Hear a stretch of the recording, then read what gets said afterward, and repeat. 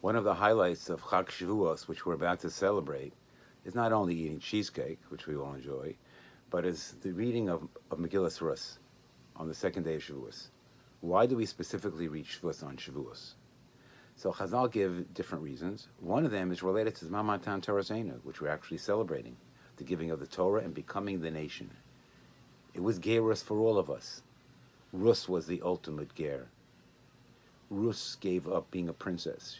She lived in the house of Eglon. She was his daughter. But she gave that up for a life of poverty, a life of dedication to a mother-in-law, Naomi, a life of righteousness, and a life of tznius, a life of modesty. All she gave that up from being a princess. Chazal say, Lo nitna Torah ela al yedei yisurim v'oni. The Torah is given through suffering, difficulty, and perhaps poverty. And this is what Rus actually went through to become a Jewess. There's a discussion amongst them, Farshim, when exactly did Rus convert? Some say she converted before she married Machlon. Machlon would not have married a Moabite woman before she converted. However, Rashi and others state that Rus converted at the very moment when there was this beautiful dialogue between Rus and Naomi, where Naomi is trying to persuade Rus to go back to Moab and not join her to Eretz Israel, where there's nothing there for her. And what does Rus respond to Naomi?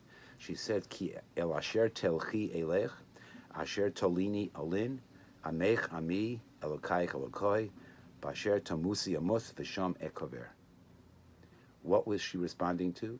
She was responding to the halachos that Naomi was telling Rus, you must follow if you want to become a Jewess, which is what you're supposed to do before conversion. What halachos did she tell her? Tilchom Shabbos, asher telchi elech. Yichud, asher tolini olin. It was all about being alone with somebody whom it's prohibited to have relations. Amech ami, my nation is your nation. Avodah Zarah, that's Taryag Mitzvahs. We have to keep the Taryag Mitzvahs. Elokai Elokai, you told me about Avodah Zarah. I won't do Avodah Zarah. Basher Tamusi Amos, where you die, I will die.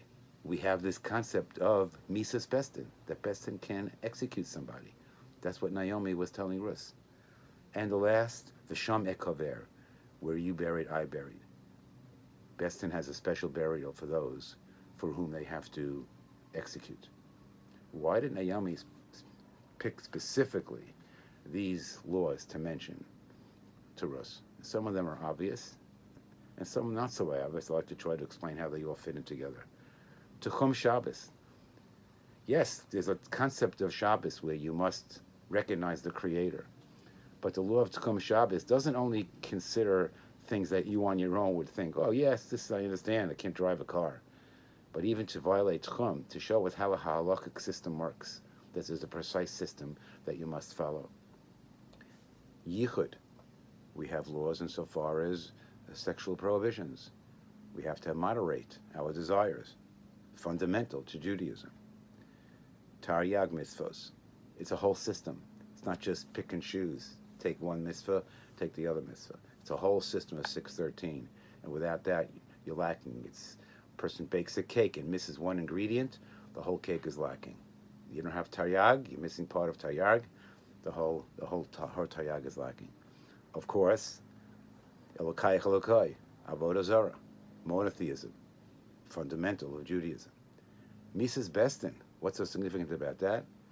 I think she's trying to show that we have a system of law, and we have our own system so far as how we try to execute it and how we legislate. And it's not just about man doing whatever he feels is the right thing to do. We have to answer to a higher authority.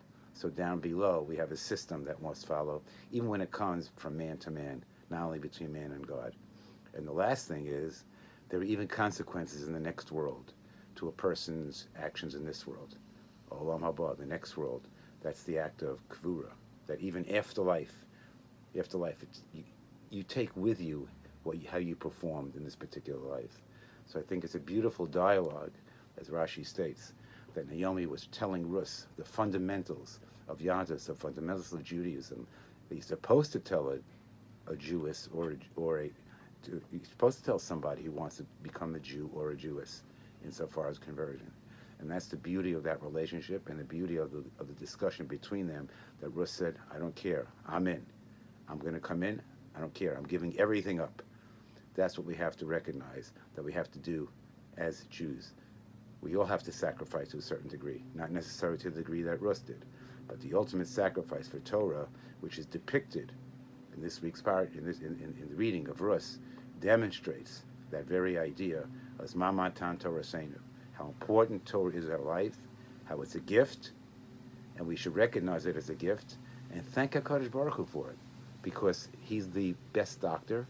He gives us a prescription for life. Ubacharta b'chayim. Let us all hope we can choose the life, and we'll have a wonderful life, the life of Arichus Yamim. Hope everything is well with you and your families, and things are going well, and have a good Yontif and a Chag Sameach. Thank you.